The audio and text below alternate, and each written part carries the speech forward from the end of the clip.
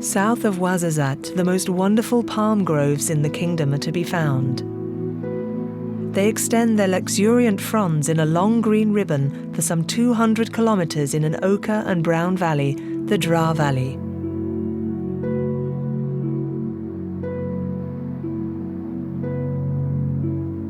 In this valley, 2 million date palms tower over the other crops.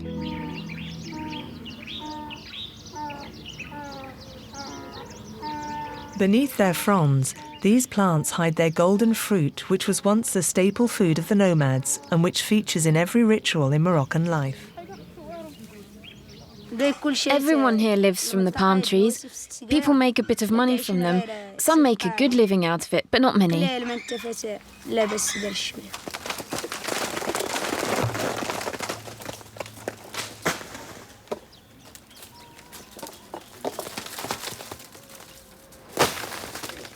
There are specialists who climb in the trees. They make the dates fall onto a tarpaulin at the base of the tree.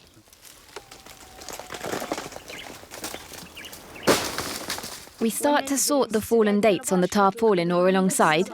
Then we put them in boxes, put them on the back of a donkey and take them home. We eat the good dates, or sell them, and the bad ones go to the animals. There are loads of dates here, and most of the people live from this fruit. Folk come from Agadir to load up their Peugeots and resell them.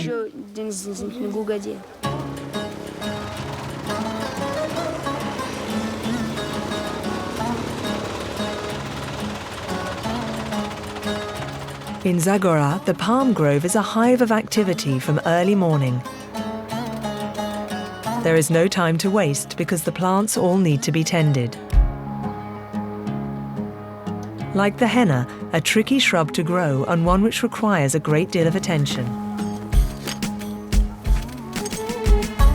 Henna is cultivated on small areas and is harvested 2 or 3 times a year before being dried in the shade.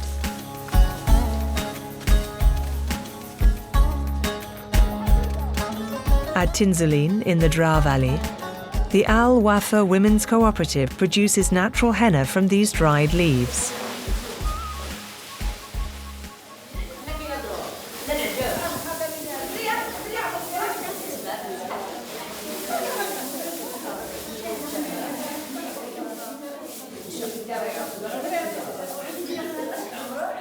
Around 30 women come to work here every day.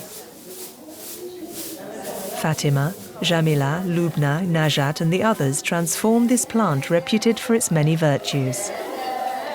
This cooperative owes its existence to the tenacity of its boss, Aisha, operating in a society where it is mainly men who make the decisions.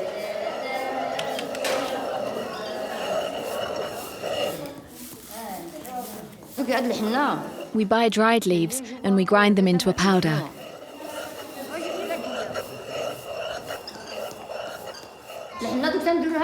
Henna is green when it is fresh, and it leaves a lovely red colour on the skin. As the henna ages, it becomes ochre on the hands. The more time goes by, the darker and more beautiful it becomes. I mix henna with water, then put it on my hands and also on my head. We brush our hair and then wash it. But henna is mainly for parties.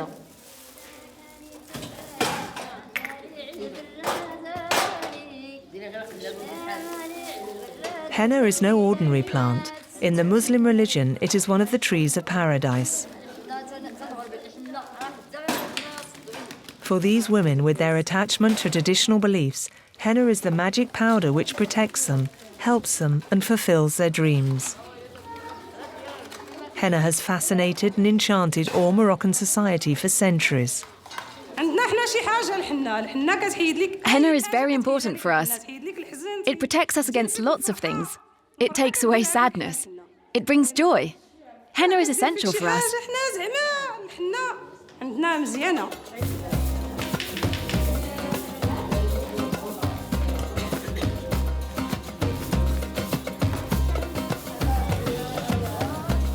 Although their products are still not sold everywhere in Morocco, the women of Tinzouline are very attached to coming here. This cooperative is first and foremost a community where they gather away from the men. The Al Wafa Cooperative is a small community of women who happily lead their lives with henna.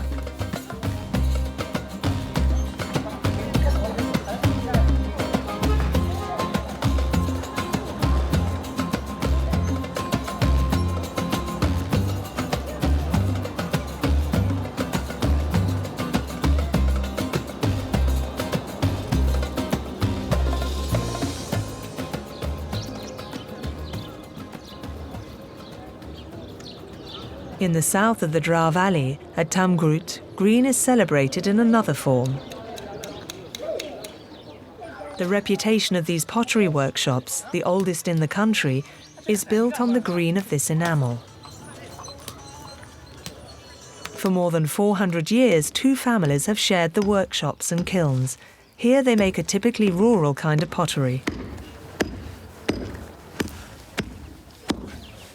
The green of Tamgrout is still made by hand, a legacy handed down over centuries, as Hamid explains.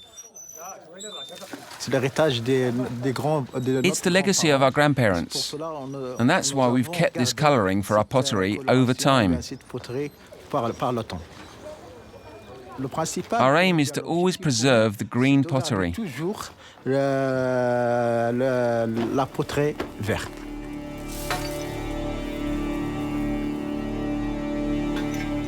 If the novelist Pierre Loti, during his journey to Morocco in 1889, had come this way, he would certainly have seen these same ancient kilns in the shape of cupolas.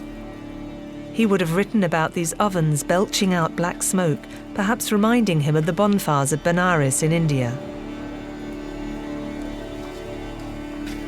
The green enamel of Tamgrout really comes into being in these clay ovens, heated for 5 hours with palm wood and dry brush until they reach 1,100 degrees centigrade. The secret of the green lies in firing an enamel made of silica, manganese, copper oxide and barley flour.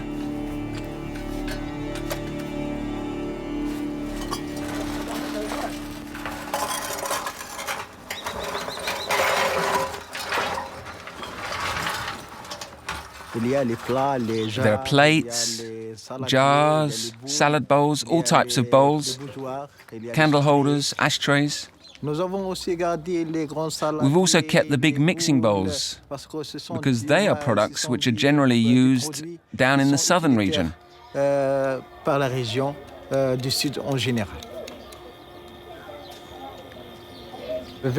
Green is the colour of nature. It's also the colour of peace in Islam and of religion. It's the colour that's used in the construction of mausoleums and mosques.